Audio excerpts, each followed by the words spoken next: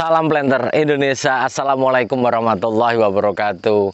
Pada kesempatan kali ini kita akan membahas berkaitan dengan kalium atau unsur hara yang kebutuhannya adalah nomor satu untuk pertumbuhan tanaman kelapa sawit, apalagi untuk tanaman kelapa sawit yang sudah memasuki tanaman menghasilkan. Bahwa tanaman menghasilkan itu atau tanaman yang sudah panen, maka kebutuhan yang pertama adalah kalium, kedua nitrogen, yang ketiga fosfor, yang keempat adalah magnesium. Lah, kali ini kita akan membahas tentang kaliumnya. Lah, kalau di dalam kalium sendiri itu memiliki peranan yang sangat penting untuk tanaman kelapa sawit, selain memberikan bobot dan potensi produksi yang sangat bagus karena berkaitan dengan transportasi glukosa, kemudian pembentukan bunga dan buah, serta bobotnya adalah ditentukan salah satunya dengan kalium ini. Namun juga bahwa kalium juga akan membantu pembukaan stomata atau penyerapan sinar matahari untuk fotosintesis kita juga, kemudian memperkuat batang tanaman kelapa sawit. Namun pembahasan kali ini tidak itu. Pembahasannya adalah kenapa KCl ini sebagai pupuk utama di kelapa sawit sebagai sumber kaliumnya.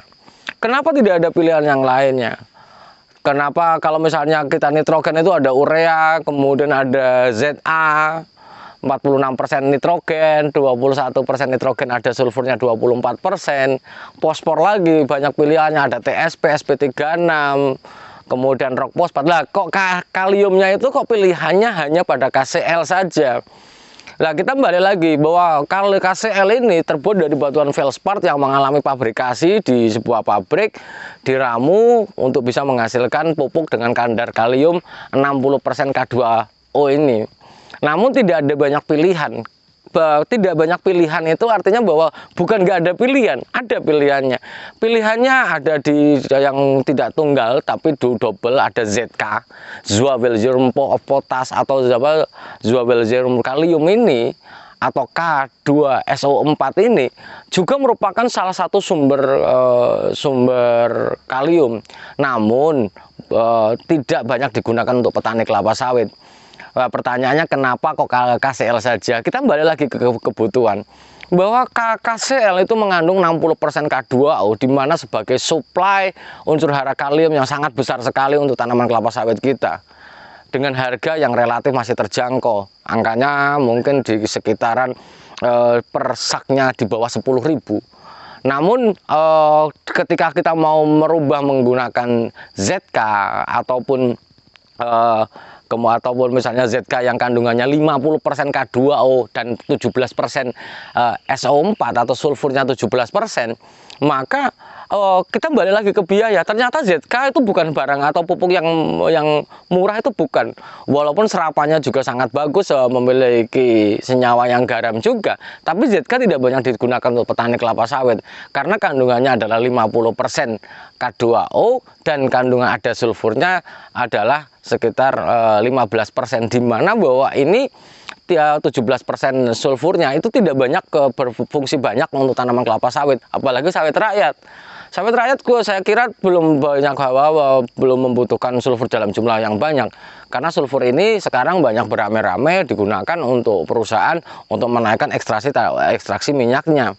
Nah, kalau masyarakat pasti akan dihadapkan dengan pilihannya menambah sulfur untuk menambah minyak, tapi menambah beratnya kok dikit, nah gitu. Itu pilihannya memang. Lah, bicara tentang ZK adalah sebenarnya pupuk yang sangat bagus, namun harganya yang luar biasa. Per kilo eceran saja sampai 23.000 per kilogram. Dengan kondisi ini memang sangat tidak menarik. Lah, pilihan yang selanjutnya selain ZK adalah kalium nitrat atau KNO3. KNO3 juga merupakan pupuk yang sangat cepat larut, sangat bagus penyerapannya, karena bahwa KNO3 begitu dia larut maka dia langsung membentuk nitrat yang bisa diserap oleh tanaman, maka sangat bagus untuk tanaman kelapa sawit. Tapi kembali lagi ke harga. Nah, apalagi sekarang harga pupuk yang semakin meningkat, pilihan petani untuk pupuk kalium ini berada hanya pada KCl saja, tidak banyak dihadapkan ke selanjutnya. Kenapa tidak banyak menggunakan pupuk lokal, kok sedikit sekali Pak ini ada kaliumnya? Karena memang sumber kaliumnya ini adalah dari batuan feldspar yang tidak mungkin bukan tidak ada, tapi sedikit sekali yang ada di Indonesia. Sehingga rata-rata bahan baku KCl dari batuan feldspar ini masih impor dari luar negeri. Mungkin misalnya KCl origin of China, Belarusia, Kanada, mungkin dataran-dataran Eropa yang relatif banyak batuan feldspar ini sebagai sumber kalium ini. Di Indonesia tidak banyak dibandingkan misalnya kita bicara tentang magnesium, maka pilihannya yang namanya dolomit, Indonesia adalah gudang dolomit. Kemudian Indonesia rock fosfat, juga Indonesia adalah gudang fosfat. Walaupun jumlahnya ataupun persentasenya tidak seperti fosfat dari luar negeri, Maroko, Mesir dan sebagainya yang relatif kandungannya tinggi-tinggi. Tapi KCl nggak ada, batuan feldspar tidak banyak tersedia di Indonesia, sehingga hal inilah yang membuat dari penyebaran pupuk kalium sendiri tidak banyak pilihannya, hanya berada pada KCl yang tunggal saja. Yang lain adalah double, adalah ZK ataupun KNO3. Itu jawabannya. Kenapa kok hanya KCl saja? Mungkin petani-petani juga banyak berpikir, kok nggak ada pilihan yang lain sih Pak Pending? Kalau nitrogen, fosfor, kemudian magnesium itu ada pilihannya, banyak pilihannya. Apakah A atau KB lah? Kenapa KCl, kalium itu tidak? Ya itu jawabannya. Kemudian pada kali ini juga ingin saya sampaikan bahwa ketika para petani semuanya menginginkan pertumbuhan atau buah yang besar-besar seperti ini dengan tingkat produksi yang tinggi, maka bahwa kalium harus tetap diberikan dalam jumlah yang relatif banyak. Pemberiannya tidak hanya sekali, tapi minimal 2 kali setahun, karena bahwa senyawanya adalah senyawa garam yang mudah larut dan mudah diserap oleh tanaman kelapa sawit, maka tetap harus diberikan dalam jumlah yang relatif banyak. Jika kurang, maka ya produksi akan ada, namun jumlahnya pasti akan berkurang. Karena di dalam janjangan sendiri, di dalam tandan buah segar, itu adalah kandungan utamanya, begitu dipres, kandungan tertingginya adalah kalium ini.